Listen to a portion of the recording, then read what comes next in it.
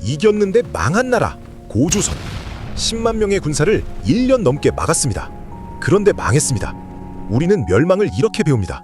외부 침략 때문. 하지만 고조선의 마지막 장면은 전혀 다릅니다. 한나라 10만 대군이 총공세를 펼쳤습니다.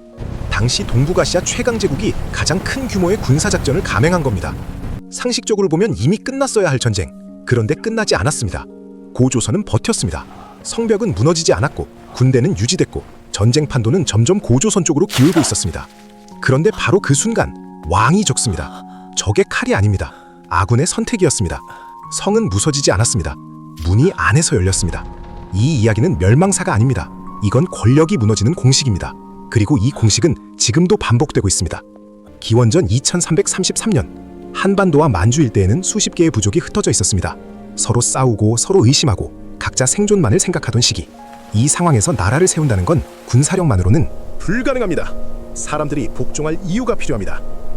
단군 왕검이 선택한 방법은 무력이 아니라 정당성이었습니다. 나는 하늘의 아들이다.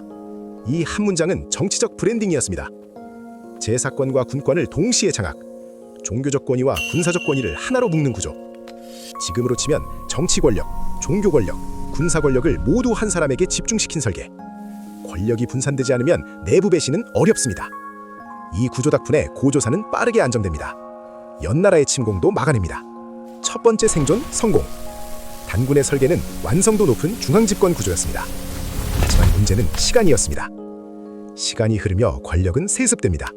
부왕시대. 겉보기엔 강합니다. 외부의 연나라 팽창을 막아냅니다. 국경을 지켜냅니다. 체급은 올라갑니다. 두 번째 승리. 하지만 내부 구조는 조금씩 바뀌고 있었습니다. 장업자의 카리스마는 세대를 거치며 약해집니다. 권위는 신성함에서 관습으로 바뀝니다. 이때부터 내부 권력은 분산되기 시작합니다. 왕은 더 많은 사람에게 의존하게 됩니다. 의존이 늘어나면 통제는 약해집니다. 균열은 여기서 시작됩니다. 기원전 195년 중국 대륙은 혼란기, 전쟁과 내란, 그 틈에서 한 남자가 넘어옵니다. 위만, 망명객. 준왕은 그를 받아들입니다. 여기까지는 정치적 판단, 문제는 권한 부여였습니다. 국경 수비권을 맡깁니다. 군사 지휘권 일부를 넘깁니다. 지금으로 치면 외국 출신 인재를 국가 안보 라인에 배치한 겁니다. 초반 성과는 좋았습니다. 국경 안정, 군사력 강화, 세 번째 승리. 그런데 위만은 군사력을 모으는 동시에 인맥을 모으고 있었습니다.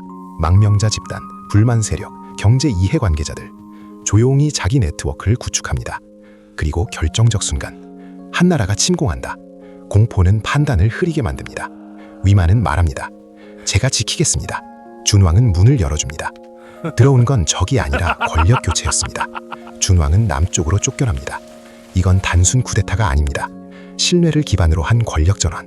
2000년 전의 가스라이팅 구조입니다. 아이러니는 여기서 시작됩니다. 위만은 능력이 있었습니다. 무역. 구조를 이해하고 있었고 외교 전략을 알고 있었습니다. 고조선은 중개무역의 중심이 됩니다. 경제적 영향력 폭발, 군사력 확장, 영토 확대. 네 번째 승리. 배신으로 시작된 권력이 성과로 정당성을 얻습니다. 사람들은 결과가 좋으면 과정을 잊습니다. 그리고 전성기는 우거왕에게 이어집니다. 기원전 109년 한나라 무제, 동북아 재패를 노립니다.